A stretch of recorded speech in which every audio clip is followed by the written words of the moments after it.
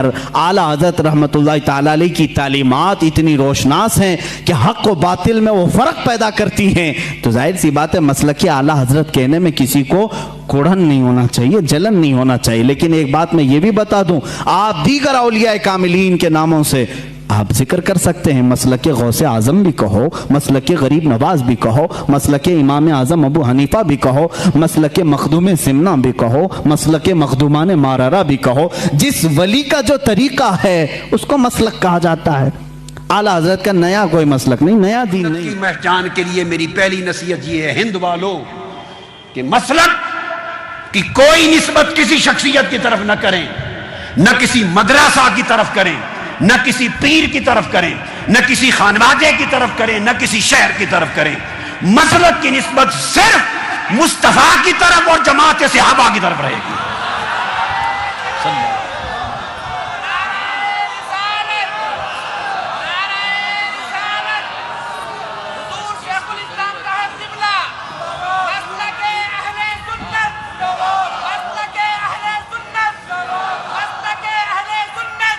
जब आप अपने मसलक को शख्सियतों की तरफ या मदरसों की तरफ या अपने पीरों और सिलसिलों की तरफ और शहरों की तरफ मंसूब करने लग जाएंगे तो आपका सवाद आज़म टुकड़ों में बट जाएगा और आप फिरके बन जाएंगे। और फिरके हुजूर ने फरमाया 72 के 72 फिरके जहन्नुम में जाएंगे। जन्नत में फिरका कोई नहीं जाएगा, जन्नत में तो सवाद आज़म जाएगा अगर जमात रहेगी, उम्मत की अक्सरियत रहेगी। फिर पाकिस्तान और हिंदुस्तान वालों ये समझो कि जो गोरख धंधे आपके हैं, जो मसाइल आपके हैं, जिन बातों पर आप फतवे लिए फिरते हैं, इन्हें हिंदुस्तान से बाहर तो इन बातों को जानता ही कोई नहीं। वो अहले सुन्नत जो मुल्क के शाम में रहते हैं उन पर क्या कहेंगे? वो जो मिस्र में कुल अहले सुन्नत है उन पर क्या फतवा लगाएंगे? वो सुन्नी हैं या नहीं? वो फुलां के बारे में क्या कहते हैं, फुलां के बारे वो फुलां बला को जानते ही नहीं है। उर्दन और फलस्तीन में अहले सुन्नत है क्या कहेंगे? इराक में अहले सुन्नत है उन पर क्या कहेंगे? उनको तो पता ही नहीं। ये हमारे हिंद के मामलात हैं। तो हिंदुस्तान को मसलक के अहले सुन्नत के ऊपर न चढ़ाओ, मसलक को सारी दुनिया के ऊपर रहने दो, इलाके को ना बढ़ाओ। चूंकि मसलक तो मगरिब में भी अहले सुन्नत है, सूडान में भी अहले सुन्नत, लीबिया में भी अहले सुन्नत, लीबिया के बाद अलजायर में भी अहले सुन्नत, ट्यूनस में भी अहले सुन्नत, इराक और फलस्तीन और उर्दन में भी अहले सुन्नत, मलेशिया इंडोनेशिया में भी अहले सुन्नत। अरे अहले सुन्नत का अकीदा आका का मिलाद मानने वालों का अकीदा, हुजूर की गुलामी मोहब्बत का दम भरने वालों का अकीदा तो दुनिया की 50 मुसलमान रियासतों में है, बल्कि 56 में से कम 52 इस्लामी रियासतों में है। वो तो हमारे इंडिया के मामलात से वाकिफ ही नहीं है, उन्हें तो यहाँ की बोली नहीं आती, यहाँ के मसाइल से वाकिफ नहीं। अगर आप मसलक के फैसलों के लिए यहाँ के गोरख धंधे और फतवे और पैम्फलेट और तमाशा शुरू कर देंगे तो सारी उम्मत कहाँ जाएगी? लिहाजा मसलक की ऐसी ताबीर करो जो पूरी उम्मत मुस्लिमा को कबूल हो और सारी उम्मत में अहले सुन्नत एक ही धारे में नजर आए, ताकि अहले सुन्नत समंदर नजर आए, छोटे छोटे नदी नाले ना बन जाएं, अहले सुन्नत समंदर नजर आए। क्या कहते हैं कादरी साहब? क्या है? बरेलवी हैं। और मैंने कभी भी नहीं कहा कि मैं बरेलवी हूं। किसी ने आज तक सुना मेरे मुंह से कि मैंने कहा मैं बरेलवी हूं? हम बरेलवी देवबंदी वगैरह की इस्तिलाहों को मानते ही नहीं।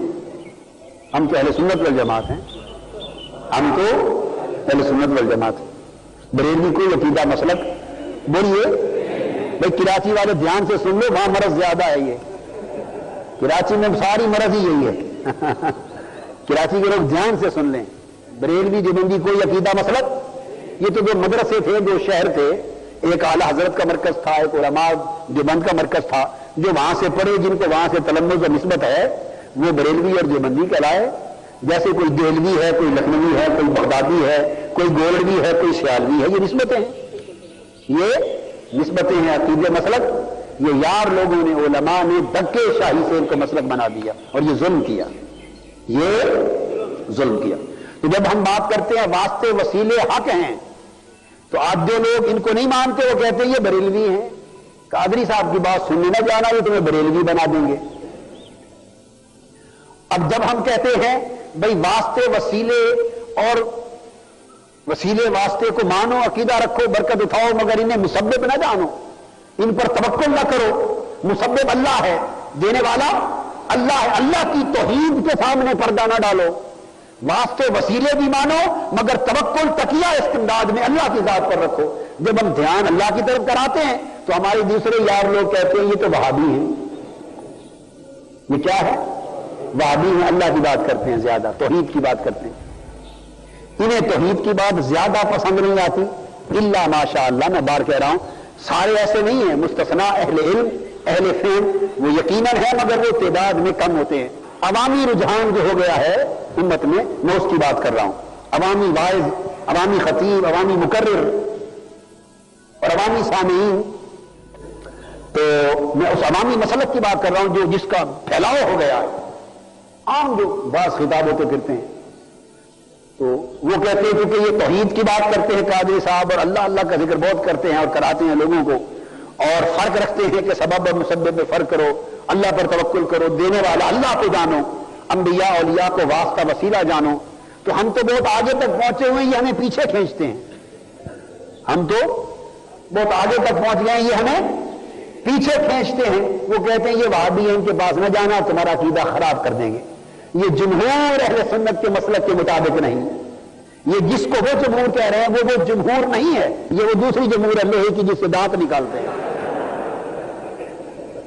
جس سے لوگوں کو جبرے زخمی کر دیتے ہیں، یہ وہ جمہور ہے، لوہے والی جمہور ہے، ورنہ وہ جمہور اہل علم کا جس میں جمہور سے مراد کثرت ائمہ محدثین علماء اور جمہور اہل اسلام اور کثرت کے ساتھ ائمہ محدثین اور اجماع امت، ان کا عقیدہ تو وہی ہے جو ہم بیان کرتے ہیں، جو ہم بیان کرتے ہیں، جمہور اہل اسلام جو ہے وہ تو وہ عقیدہ ہے جو ہم بیان کرتے ہیں، اور میں اس کو برملا کہتا ہوں، جو لوگ ہماری مخالفت اس وجہ سے کریں کہ قاضی صاحب ہمیں پیچھے کھینچتے ہیں اور عقیدہ ان کا درست نہیں اور ان کا عقیدہ گڑبڑ ہے، جو ایسا کہتے ہیں، میں آپ کے یقین کے لیے آپ کو بتانا چاہتا ہوں، اللہ کا شکر ہے حضور علیہ السلام کے نالین پاک کے صدقے وہ سارا پاکستان اور سارا ہندوستان اور پوری دنیا جمع ہو جائے، جمع ہو جائے، چھوڑی ایک اصول مقرر کر لیں، عقیدے کا کوئی اصول ہونا چاہیے، یہ دبر گسونی ہوتا ہے، سنی دبر گسونی،